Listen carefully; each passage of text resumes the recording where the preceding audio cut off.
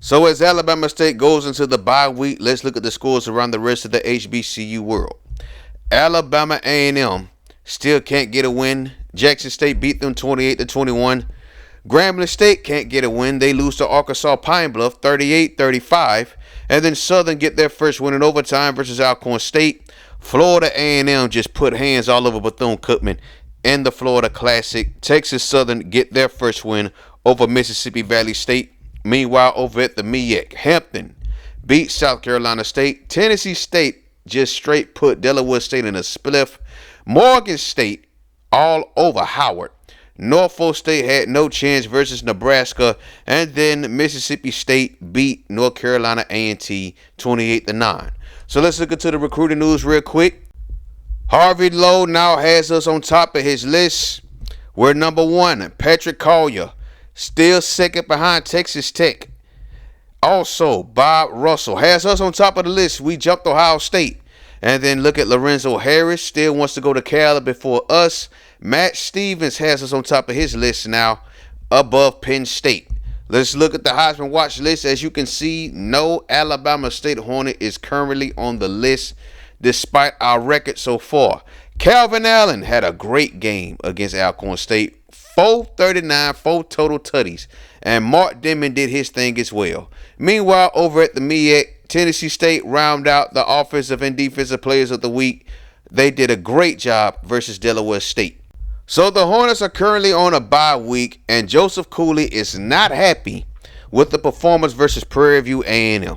He calls a team meeting to remind the players and the coaching staff what Alabama State football is all about, what the culture should be about. It should be about winning. It should never be about complacency. Joseph Cooley decided to let all his frustrations and anger out on this team, as well as the coaching staff, as they watched film from last week's game. So y'all thought y'all was good, huh? Y'all thought y'all with the just because we won our first 2 games and beat up on Penn State? We ain't about right now. I'm very disappointed what I saw on that field last Saturday. Very disappointed on a team that is currently winless. Prairie View really wanted that more than we did, especially in the second half. Now, there are certain things that I need to point out that really pissed me off. Roll the clip. Now, offense, y'all going to have to get it together. Y'all got your ass whooped in the second half. Look at this right here. William, I know you're young, but you have to stop making these mistakes. I know it's your first year starting, but you cannot afford to make these mistakes. Roll the next clip. Now look at this. Keith Billings, you was named Offensive Lineman of the Year last year. Why are you lying flat on your just getting pancaked and, of course, getting our quarterback harassed on this play? But it wasn't just this play. You got beat twice. Here we go right here. Back in our own territory. Just let him walk by. This does not look like the Offensive Player of the Year. You need to get it together. NFL scouts are going to see this, and they're not going to want to draft you. I don't give a damn what award you won last year. You're not playing like it right now. You're going to have to kick it up if you're talking about becoming a top 5 pick.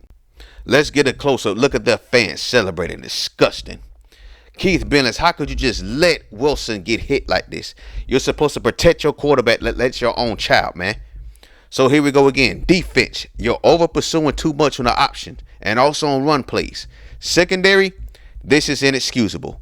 We got good pressure, but this catch caught over 2 people is absolutely inexcusable. I don't want to see these mistakes anymore on my football team. Now roll the next clip. I want y'all to take a good look at this. Remember the teams that came before you.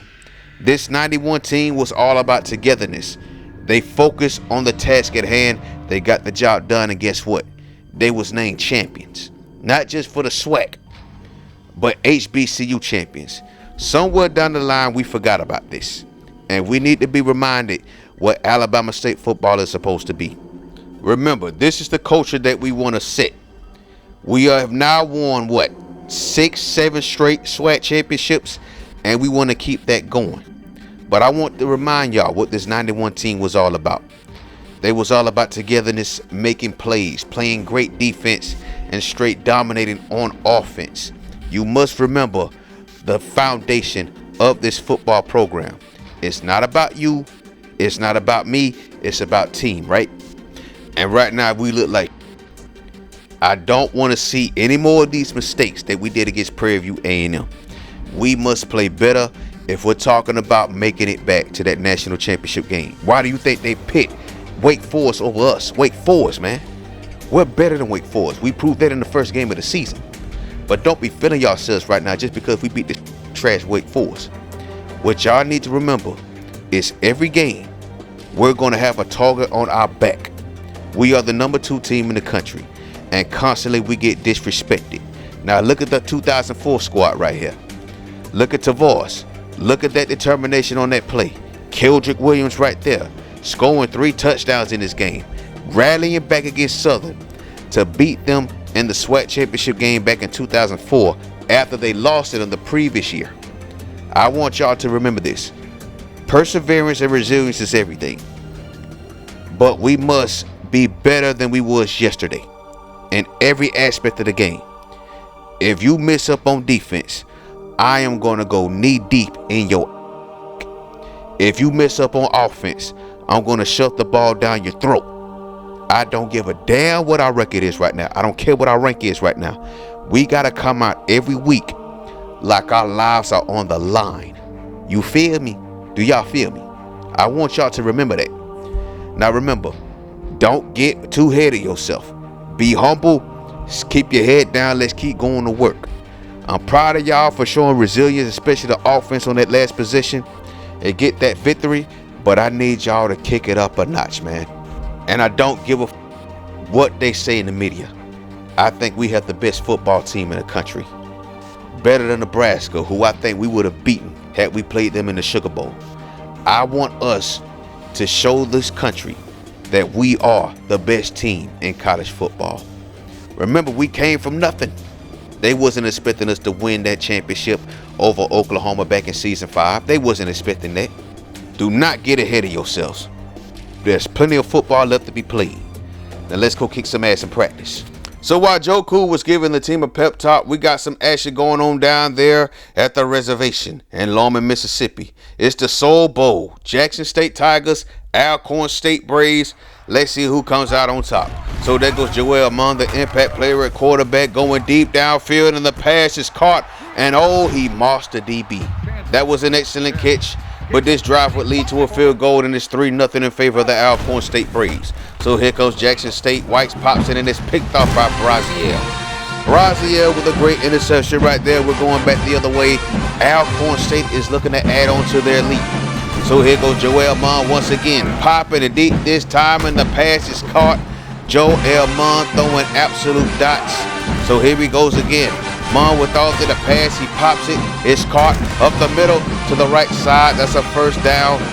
But that would lead to a field goal, and now it's 6-0. So now Jackson State is forced to punt. There goes the wide receiver right there. Look at that, running in the traffic, running to the outside, to the left, in the Jackson State territory, and he's high-stepping in the end zone like primetime touchdown, big bad Braves. It's now 13-0. Joel Munn this time popping into the flat to the running back. Goes up the left side past the 30. His man is gone. Touchdown, Alcorn State. They are all over Jackson State right now. What's Anthony White's going to do right here? He gets sacked and he fumbled the ball, and the big bad Braves recover it on defense. What can go worse for Jackson State right now? On the field goal, there goes Braziel, Anthony Braziel, the man who got the interception earlier. This time he takes it up the right side in the Jackson State territory, and the Jackson State special team sucks once again. Touchdown, Alcorn State. The fans are loving it. They're all over the Jackson State Tigers right now. It's 29-9. So eventually it will be 33-9, and look at that interception right there. A beautiful interception off the tip, and the Braves are just loving it in the stands. Second and goal. There goes the toss play. Puts the exclamation point on this game, and it's the Alcorn State Braves dominating Jackson State in the Soul Bowl, 40-9. An absolute disaster of a performance by the Jackson State Tigers. They now fall to 2-3. Alcorn State improves to 2-3. So we go to week 6, the end of week 6, and still no Alabama State Hornet on the Heisman watch list. But Tony Robinson wins Offensive SWAC Player of the Week. Look at it, 32 carries, 100 yards, and 3 tutties. Chase Stevenson had a game, though. Good Lord, for Alcorn State. But join us next time. We're back in the Gump Town. We got FAMU coming to town, taking that 3-hour ride north. We will hope to see y'all there. If you haven't checked it out yet, check out the new series, Life at Alabama State, Trey Tyler's NFL Journey. Peace.